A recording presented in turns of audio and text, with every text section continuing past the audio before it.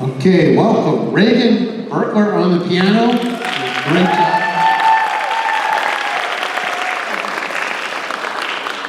All right, I'm Bruce Wasserman, one of the school counselors, and we welcome you to our first Warrior Wisdom.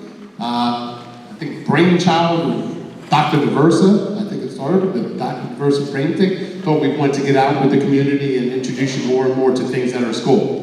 So I'm one of the school counselors. I handle the letters A through BR, and generally a counselor gets an alphabet for all 4 years when your students are here. So we have... I'm McKaylee Turney. I'm the alpha BU through DIA. I'm Nicole Daly. I'm alpha DIB to GO. I'm Glory Guillaume, and I'm GR through KIB. Good morning, I'm Mrs. Thornton, last name KIR to M. Hi, I'm Heather Wover, and my alpha goes from MI to REI. Amy Hand, alpha REJ through ST. Hi, my name is Maria Sagada, and I work with the ELL students. These are the multilingual language and learners. We also have Holly Jacabia, who does ST through Z. I guess probably got something going on in her office, which we have from time to time. So this is the counseling group. Hopefully you'll get to know us. Let me ask a question. How many here have a 9th grader? How many 9th grade parents? Well, most. How many 10th grade? 11th grade? Oh, we have multiple, I think. And 12th grade, senior parents. Okay, that gives us a good idea. Okay, we're gonna see how this thing goes. There were probably some glitches. I think next time, and I think we're doing 1 per quarter at this point. Next time we're gonna do an RSVP, so that hopefully that will quicken up the getting through the security. Security gets more and more, as you can see, every single year. So, and if you have any suggestions, hopefully parking worked out, and maybe there was some confusion with there, we'll fix some things, and any suggestions, we'll take that. So each time we're gonna go over a couple of topics. I'm gonna start with Bright Futures. Okay? How many of you are familiar already with the Bright Future Scholarship Program? It's really not that many. I was really wondering about that. Bright Future Scholarship Program is something that started in the state 20-some years ago with the idea of trying to keep the most talented students in Florida. It is one of the few scholarship programs that there are specific guidelines, and when you meet those guidelines, you automatically get the Bright Futures Scholarship. It's not the best of the best or just the top 10 or this and that. If you meet the qualifications, you get that scholarship if you go to a Florida public school or approved private school institution in the state of Florida. As you can see, it's a state-funded scholarship. Originally, it was supposed to be the lottery, if you remember that. Well, I think that phased out and didn't quite work out exactly how they thought. The specific requirements for a Bright Future Scholarship depend on the award level a student is pursuing. And there's several different award levels, and the amount of money they earn changes depending on which level there are. For all of you, have to be a Florida resident and a U.S. citizen or eligible non-citizen. You have to earn a standard high school diploma or its equivalent, and pretty much that's all we give out at high school diplomas with, the 24, the 18, the ACE diploma. Those are all standard high school diplomas. Not have been convicted of a felony, be accepted by and enrolled in a Florida public or private post-secondary institution. Enroll for at least 6 credit hours per year. And the way the money is actually issued is issued per credit hour they take per semester, up to 120 credits, which is basically your bachelor's degree. So, students must apply by August 31st of their senior year. It's not a first come, first served type of thing. It helps for seniors to apply by the first semester if they've already earned it, because then they'll get letters and stuff during spring term. It's a very easy application. It's probably the easiest thing they do their senior year. Some kids think if I got the ACE diploma, and we'll get into this a little bit, and I earn the Bright Future Scholarship, that I don't have to apply. You have to apply. But again, it's a 10-minute process. Apply submitting a Florida financial aid, and we give this information out to the students over and over, and we hound them to make sure they've done it. The only kids who don't apply are the ones who decided they did not want to apply. Now, you might see that it said you have to be going to a Florida school. If I ask 9th grade students right now, how many of you plan on going out of state? 50 or 60% of the students will raise their hand, I'm going out of state. Okay? By the time they're seniors, maybe 3 or 4% actually go out of state. Because one of the things Florida has going for it right now is the cost of education in Florida compared to leaving the state it's a tremendous deal. So some kids say, oh, I'm not going to fill out the Bright Futures because I want to go to Georgia, I want to go somewhere like that. But the way the Bright Futures works is you apply by the time you graduate, even if you leave the state for a year, or I do a gap year or something like that, and you come back the following year, the Bright Futures will kick in as long as you applied on time. It's only 1 year though. It can't be I come back 3 years later and it kicks in. Okay, but a lot of students may leave and then miss your cooking or something like that and be home, and then they can get it. Where it can be used, all public Florida schools, most private Florida institutes, tips for parents, track your GPA, and we'll get in, I'll show you the qualifications, but it's something that builds, it's not something that junior year, all of a sudden the kid says, oh, I want to get the ACE diploma, I want to get my Bright Future Scholarship, I want to do it then. It's something you work on throughout. It's really not hard to attain if you stay on track from the beginning, but it's hard to catch up. So the things you guys can do is track your GPA, the test scores like PSAT, is that going to put them in the ballpark? I'll get a little bit into that in a second. Encourage your students to complete community service because there are community service requirements. Make sure your student fills out the Florida financial aid forms their senior year. So these are the different scholarships. This is the different ways you can earn Bright Futures. National Merit are kids who score extremely well on the PSAT as a junior, so they can qualify. ACE Capstone is brand new with us. It's taken a research and a seminar class in advanced placement, but then also scoring a 3 on 4 different AP exams.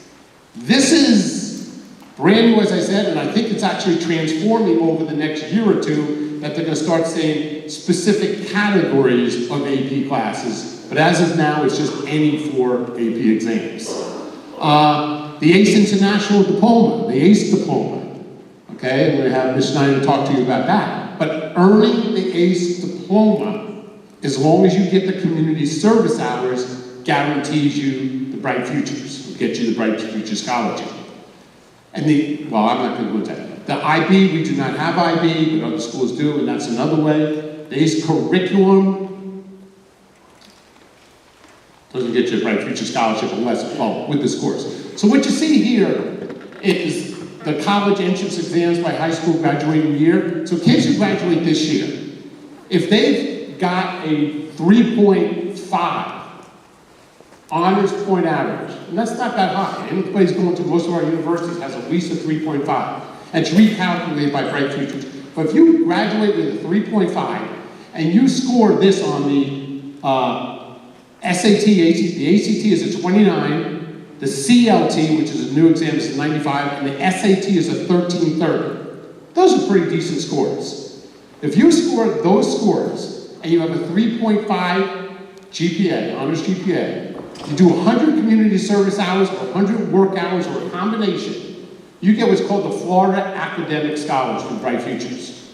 Okay? That pays 100% of your state tuition. Now, it does not pay 100%. I go to the University of Miami, and it's going to take money. It's not paying 100% of the University of Miami tuition, which is, I think, about $50,000 or something like that. Okay? But it will pay probably the equivalent to what you would have got if you went to UF. Okay?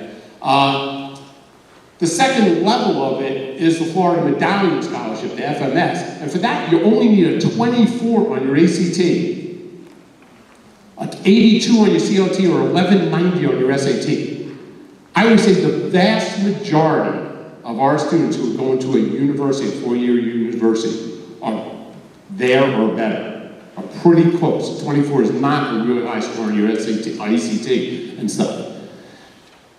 For kids who are not strong test takers though, some kids just don't do well on some of those tests, the ACE diploma or the AP capstone is the way to go to get the diploma, and they're equal things.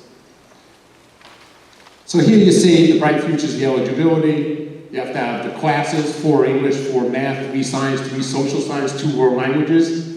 That's what you need to graduate high school, except for the 2 world languages. That's not a high school graduation requirement, though a lot of people think it is, but it is a Bright Futures scholarship thing. And if you get the ACE diploma, you also need the 2 years of a foreign language. And it's 2 years of the same foreign language. You will hear consecutive. So some people think, well, if I took Spanish 1 in 8th grade, I have to take Spanish 2 in 9th grade. You don't. It just means I took Spanish 1 or 2. Or I took 2 levels of the foreign language. Okay? As you see, the high school weighted GPA, a 3.5 for Florida Academic Scholar, that's nothing. Okay, if you're paying attention to what you need to do. And then again, the test scores, the $100 of volunteer or paid work for the Florida Medallion, a 3.0. It's worth, the Florida Academic Scholar as of now is worth about $32,000 over the 4 years. The Medallion Scholarship is worth about $24,000, and that pays 75% of your tuition. So it's absolutely something to go after. Let's see, diploma tracker. Okay, I think, did we hand out something to talk about our numbers for Bright Futures? Okay. You'll be, I think,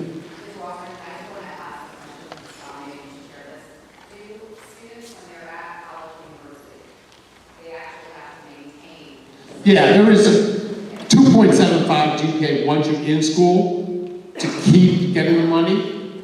If you fall below that, they'll put you on probation for a semester to raise it up.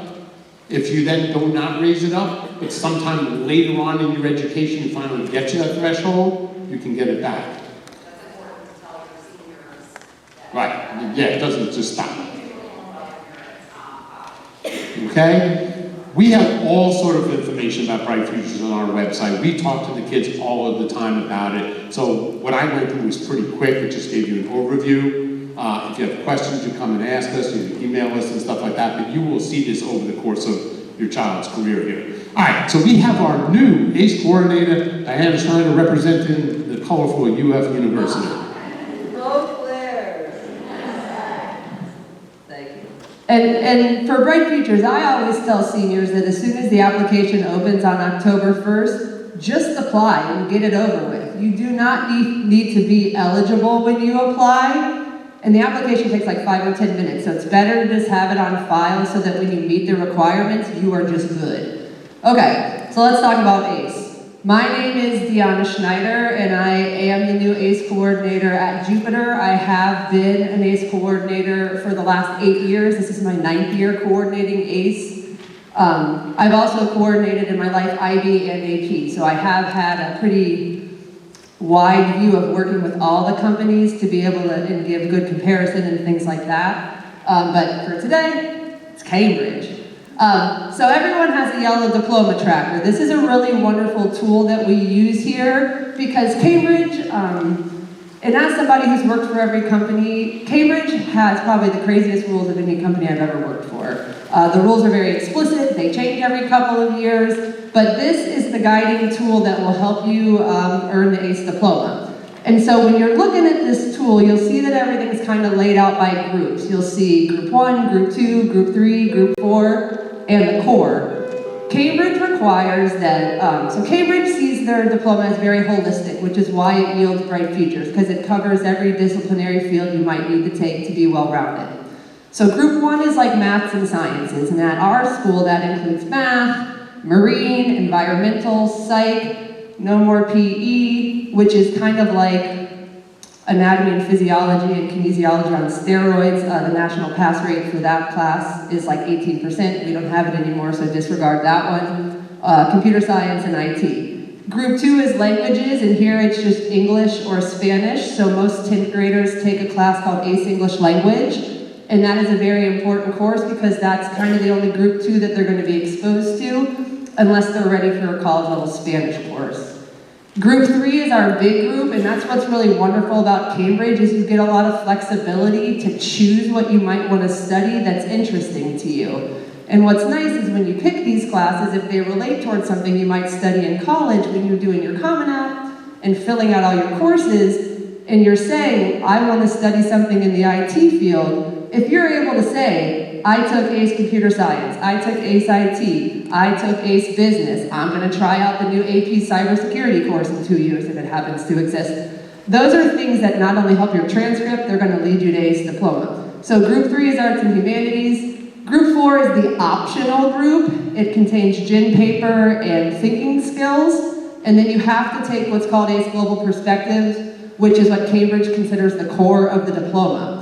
A lot of schools in the UK that do Cambridge from K through 12, they take a version of Global Perspectives every single year. So here, you only need to take one course of Global. So that's kind of it in a nutshell. So kind of the way you use the tracker is to track when you might take that course and how you did on the test. The way that Cambridge tests work is different from what you've seen with an AP test. AP scores 1 through 5, where 3 or higher is passing. Cambridge passing scores are letters A through E. And then failing is called a U, which when they get their score reports, they write ungraded. So it's confusing, because students will get their score reports in 10th grade, and they'll all email me and say, Ms. Schneider, why does my exam say ungraded? And I have to write them back and say, I'm sorry, ungraded means a non-passing exam score. And that's kind of the nicest way I can say that you might need to take it again. So that's kind of what that looks like, and we'll talk about the nuts and bolts of kind of earning the diploma. The ACE diploma is earned by passing 7 ACE exams in a 25-month window. 25 months sounds like a very strange timeline, but the way that Cambridge categorizes it is the window starts from the first moment you take a test. So when you take the tests in April and May, Cambridge calls that the June exam series. And so we kind of call it a 3-year window because that's like a more common language that we understand. So if you're trying to earn your ACE diploma, you have to do it in a 3-year high school window, which means you're earning it between 9th and 11th grade, or you're earning it between 10th and 12th grade. To optimize the option to earn the ACE diploma, we push everyone to do it between 9th and 11th. Because you might take a couple of exams in 11th grade, you don't get those scores back till August of senior year, and maybe you failed something. So when that does happen, we meet and we come up with Plan B so that you're a diploma candidate again. We just had an ACE Psychology retake exam this morning for about 10 seniors that are doing that exact same plan I was talking about, which was they were candidates last year in the spring, they didn't pass something, they didn't earn their diploma, so now we're doing round 2 try. And a lot of them get to be candidates for the fall. Because what we can do is, once you become a senior, we can use points from 10th grade and 11th grade, and the points from 9th grade don't count towards the diploma anymore. They still count for free college credit, they still count on your transcript as rigor, they just don't specifically count towards the totality of the diploma. So you have to pass 7 in 3 years. The core is called Global Perspectives. You must take and pass that no matter what. Group 4 is optional. Every 9th grader basically takes Gen paper. It'll become one of the 7 points.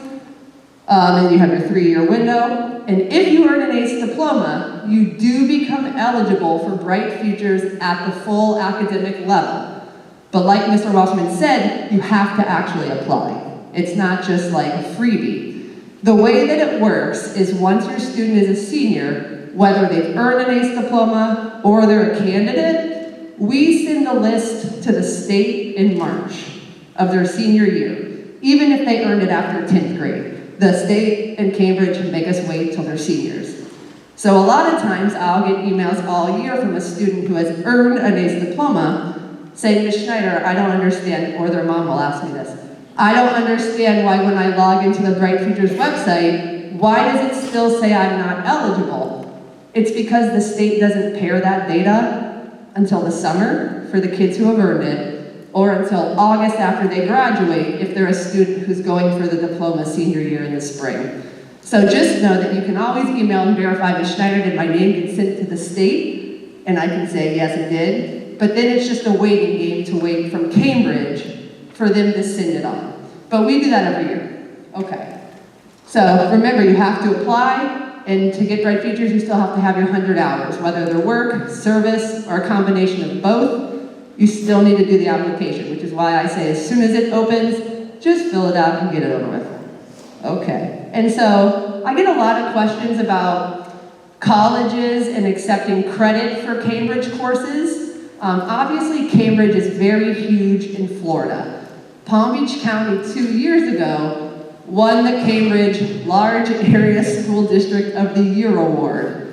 And that's because we outperform kind of the rest of the state and a lot of the country when it comes to Cambridge, but it is also because we're their biggest customer. So the schools in this state do Cambridge a lot.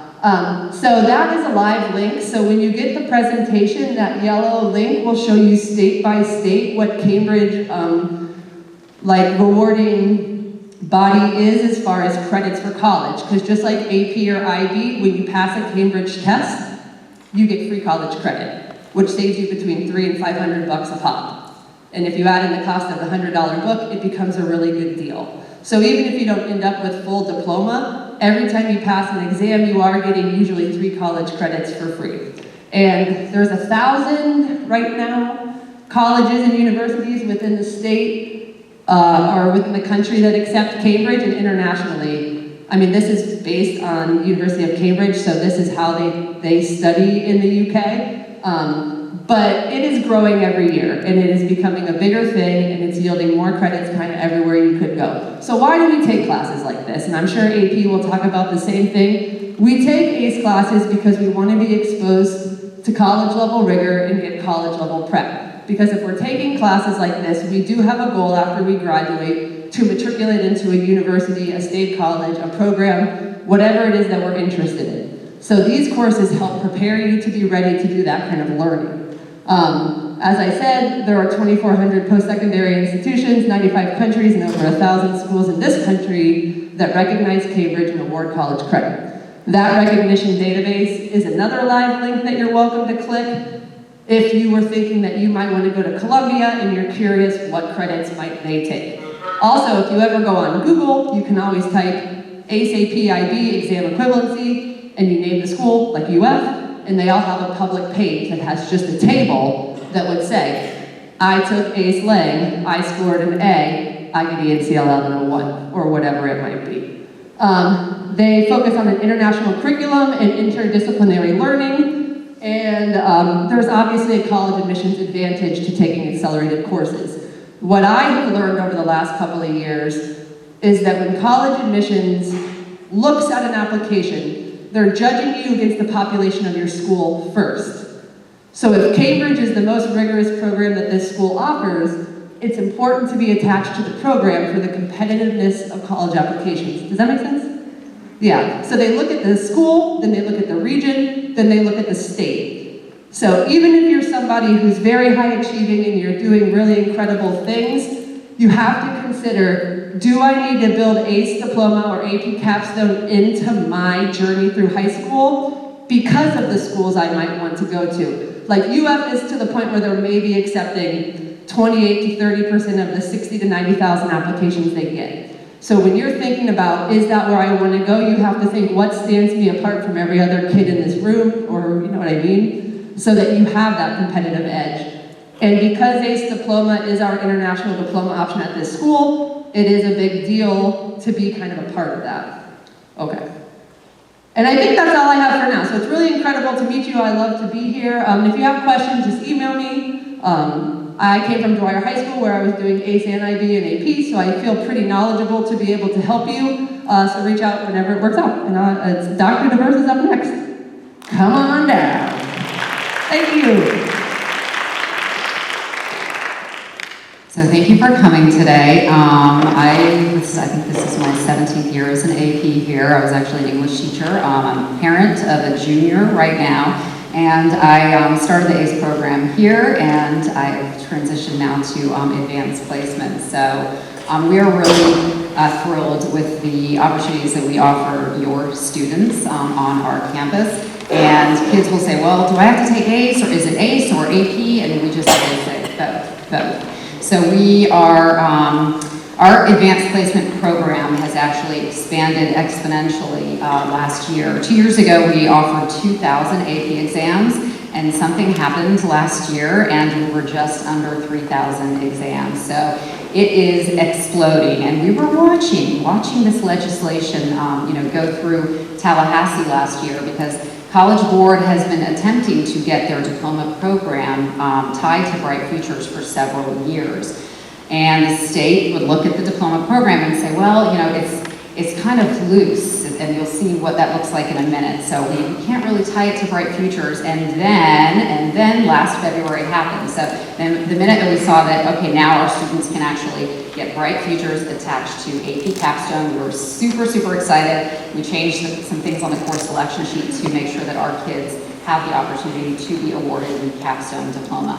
Many of the students on our campus are going to be awarded actually both of the diploma options. So just like Deanna said, obviously there are some wonderful advantages to taking advanced placement courses in addition to ACE courses. And did you mention the credit by equivalencies? So many of our students, in addition to Bright Futures, when they, in the state of Florida and nationwide for advanced placement, when they pass one of these exams, the colleges will award them college credit for that particular exam. So many of our seniors, when they arrive at a state university in Florida, they offer it for ACE and AP, and every year they release a list. It says credit by equivalencies, and you can go in and the kid can look at their high school transcript and they can look at their test scores and say, oh, I got a 3 on this exam, I'm gonna get credit for this particular course, AP US history. So I will get credit for that course when I'm at college. So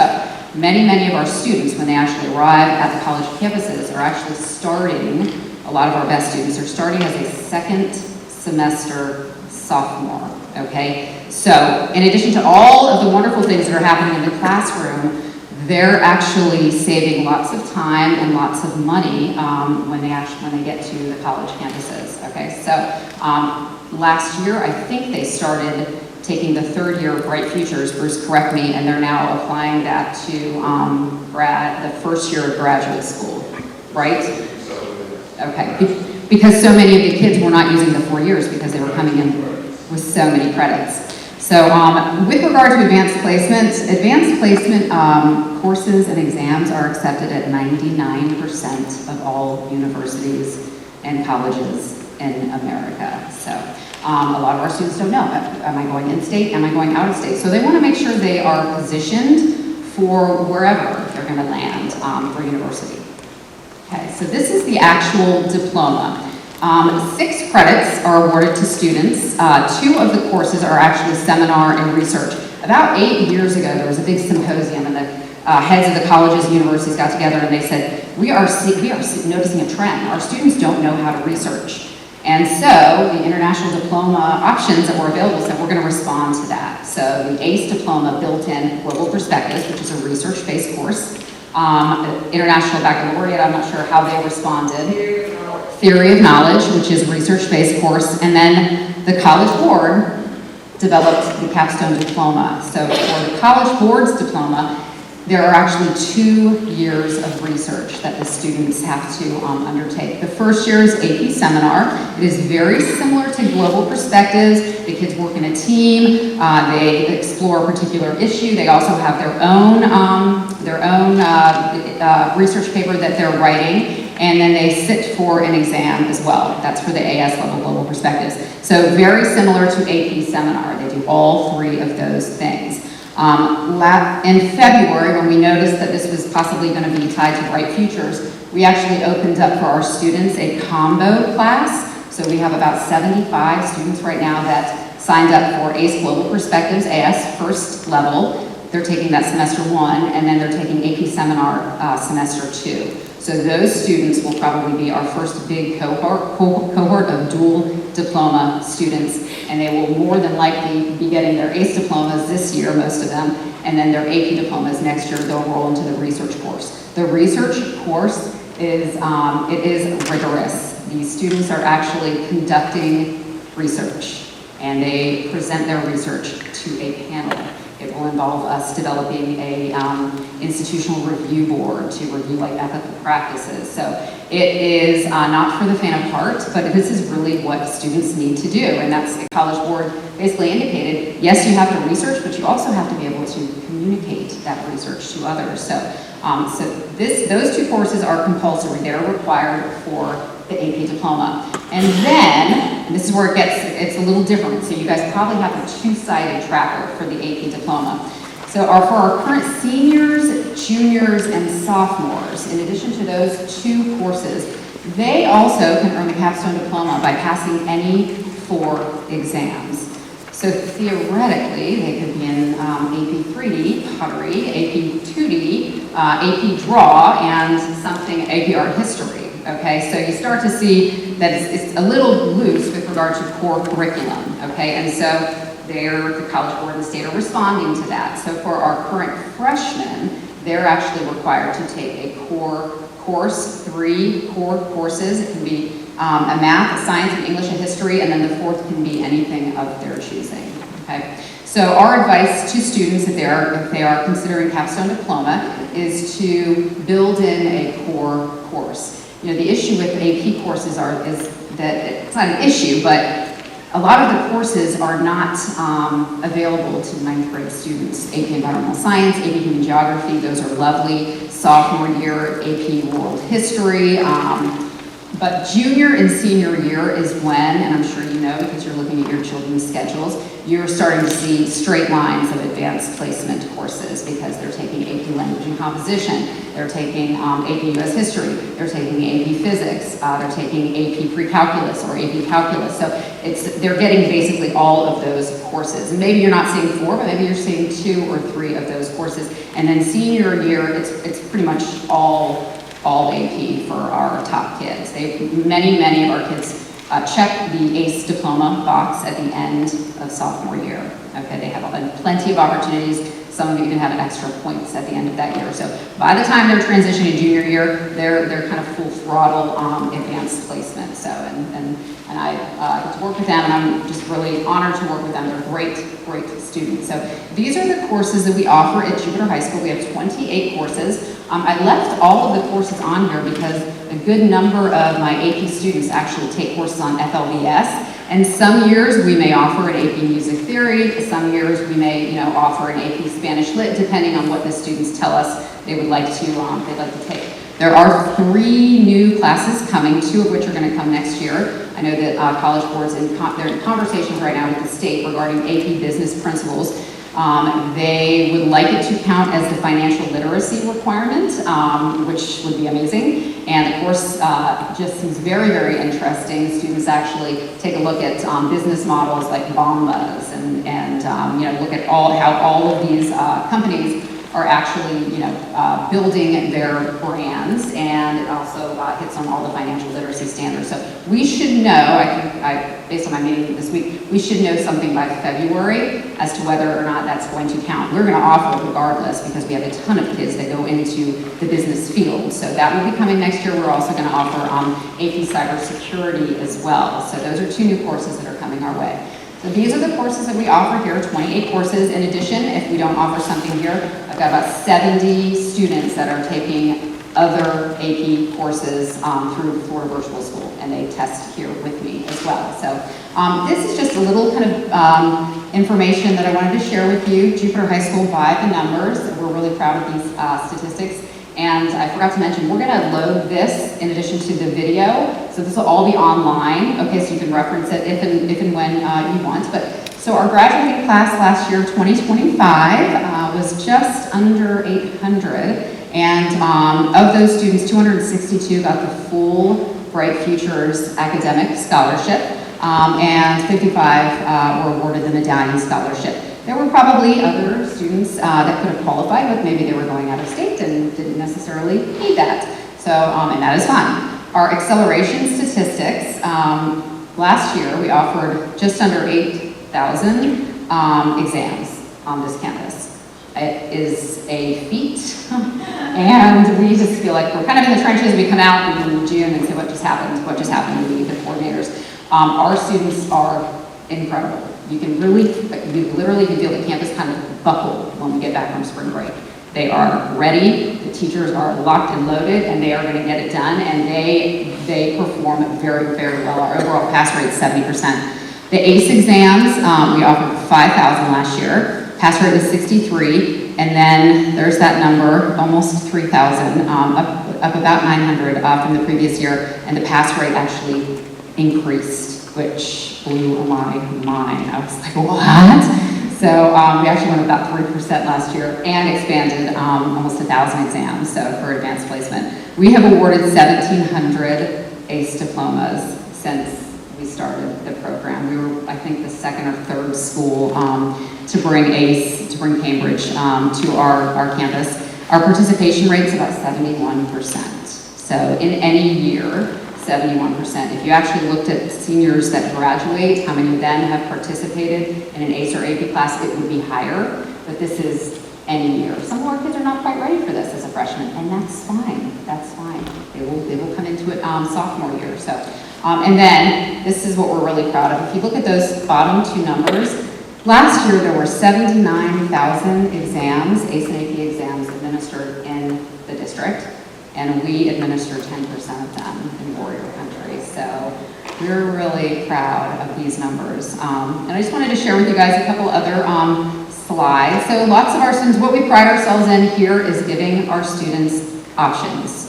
So if they decide senior year, I want to go to Clemson University, fine. They're going to be set up for it and they are not scrambling. And the transcript is what it needs to look like. So for us, about 70% of our students do stay in state, okay? And these are the schools that our students are entering when they leave Jupiter High School.